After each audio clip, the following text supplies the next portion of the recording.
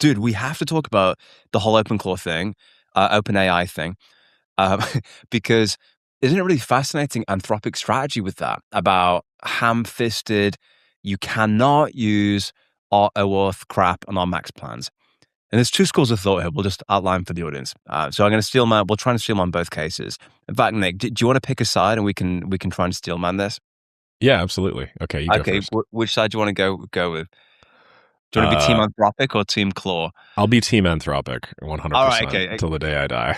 okay, Team Anthropic. So the open claw argument would be, hey, we have ushered in a lot of people that are now buying your highest paid plan, $200 a month, which is not like chump change, right? That's like, oh my gosh, dude, that's like 20 Netflixes these days, or maybe 10 Netflixes these days. And the idea is they're buying it specifically for this amazing personal system. But Claude is shutting it down, which I'm saying is so stupid because if you look at the net effect at Anthropic, you've lost a $200 a month paying customer. And this could be people say, look, I understand that you want you to protect your signature Claude brand, which is doing over $1 billion a year in ARR. But it's crazy because you're just losing customers and they're going to other models like Minimax that are 90% of your quality for a fraction of the price. And I think it's absolutely stupid. So they should do it. They want more customers. The more people using your product, the better. Anthropic, what the hell are you playing at? Well, the big thing is, as a spokesperson for Anthropic in this hypothetical, I don't trust that OpenClaw is good. I don't want my brand associated with OpenClaw because of the myriad security leaks so far, not to mention all of the security leaks that are occurring that people aren't talking about, and all the security leaks that will occur over the course of the next, 6 months of this thing going. Secondly, the real innovation with OpenClaw is basically that it allows you to text like on your phone. And that's something really trivial, which we're working way better ways to do on our end without any of the security drawbacks. So rest assured, when we launch our alternative to OpenClaw, that's way safer, faster, better, whatever, we'll claw some of that back. Oh, one more. $200 a month API Pro Max plan, whatever the hell. That's a loss leader for us. Like, we're not doing this because it's the most efficient thing ever to gain revenue.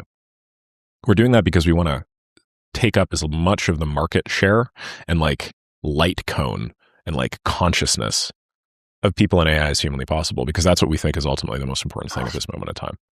We, as Anthropic, think we're just a year or so away from fully automating all software engineering. So we don't really care if we run negative. We're not really looking at our metrics. Do we care that we're making $1 billion? No. Dude, we have billions upon billions upon billions lined up just through funding alone. And if we think that that's enough to push us through to, the actual major AGI revolution, then we'll just have AGI do it all later on. Interesting. Well, Anthropic, let me, on behalf of all the claws out here, let me drop some thoughts to you. By the way, I have a concept I call Gravity Claw coming out, which is basically build your own Claude bot and anti-gravity. Yeah. And it is better. I'm going to tell you right now. I'm going to have to, we're going to have to chat about this. I think it's way better. So I guess the point would be, that's an okay point of view, so long as you are the best model. And at the moment, I think it's fair to say that it is, but that's not guaranteed to be the case. And there is something to be said for banning users and the kind of ill will that creates in the marketplace. It kind of, in my view, puts Anthropic in a kind of adversarial position against a lot of its core users. Granted, not its mass market, because I don't think that, Sally Mae or whoever, works at a barbershop is downloading Claude Bar, although a lot of people realistically are. So there's an adversarial point there, which I think is interesting.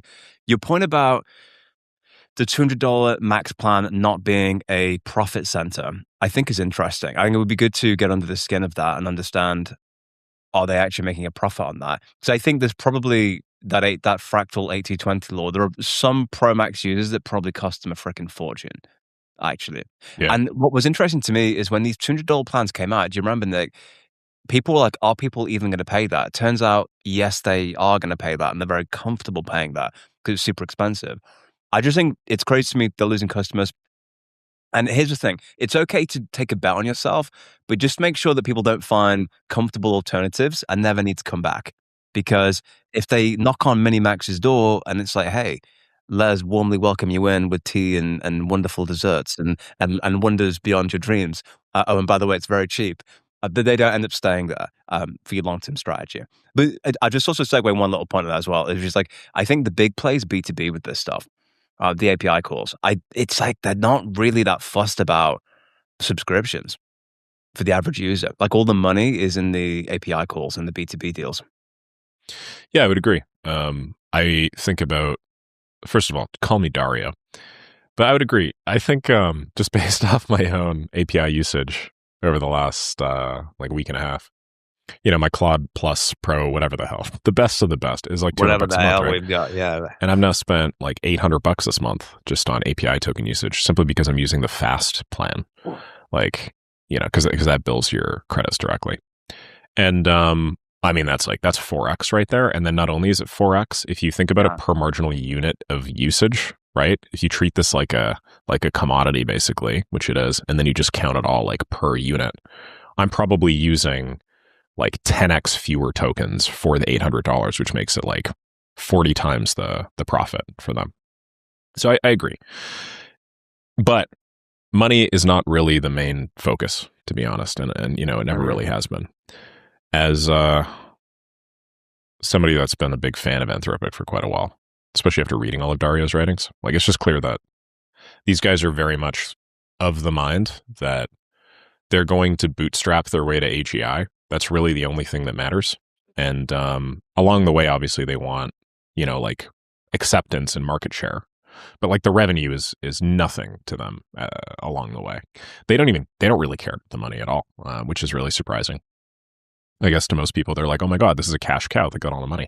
They're like, why worry about $1 billion now when there's $1 trillion to be made in like a year and a half? It's funny, dude. It's like that whole race. I think there are a lot of players that if they don't hit AGI, it's not worth the payoff. Like all the acquisitions for Meta, the $100 million deals to get the talent, the war on talent we had at the highest level. It's like the risk of not being the one that arrives across the finish line and hits that AGI is too high. So they're just going to pay whatever it takes to get there. Yeah, it's like existential, right?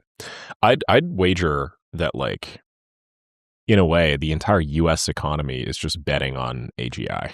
If you just look at their deficit and their 100%. Budget, like the only solution to a lot of developed nations is some form of AGI, which is why so many of not only the companies and like the masses, but also now the governments are starting to push this, because they're like, wait a second, maybe the only way forward is limitless abundance through intelligence. Yeah, because if that's not the case, then how do we not collapse, right? It's like, Louis the 16th or whatever paying a quarter of his entire budget in interest or something like that, maybe more. Well, dude, this is why a lot of the big advocates of Bitcoin are like, you need to get some cryptocurrency. Well, what was interesting to me when I was in South Africa, I saw a few entrepreneurs that had Bitcoin. And, I've heard all the arguments and stuff, but I will be honest, they were checking their balances every 25 minutes, Nick. The level of anxiety, because I think it hit like an 18-month low, was crazy. It was like kind of this huge thing. There's no other asset class that gets you in cold sweats at 1 p.m. in the afternoon every day. So it was interesting. But